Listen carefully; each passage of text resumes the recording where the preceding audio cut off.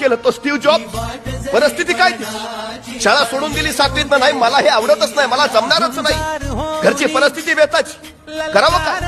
म्हणजे हरे कृष्ण मंदिरात तो वार लावून जेवायचा तो स्टीव्ह जॉब्स. खायचे वांदे होते त्याचे, पण तो आज जगातला सर्वोत्तम श्रीमंत झाला. तो स्टीव्ह जॉब्स काय सांगतो? परिस्थिती तुम्हाला कधी शरण आणत नाही, तुम्ही परिस्थितीला शरण जाता. ही वस्तुस्थिती आम्ही लक्षात घेतली पाहिजे. माणसं मोठी झाली, काहीच नव्हतं त्यांच्याकडे. परिस्थितीला ते अपयशाचे धनी नाही, ते परिस्थितीला ताकद बनवत राहिले म्हणून यशस्वी झाले. ही सगळ्यात महत्वाची गोष्ट आहे. आम्ही एखादा प्रयत्न करतो, अपयशी ठरतो आणि नंतर सरळ नाही आपल्याला जमणारच नाही. आणि काय एडिसनने 99 प्रयोग केले, अपयशी ठरला.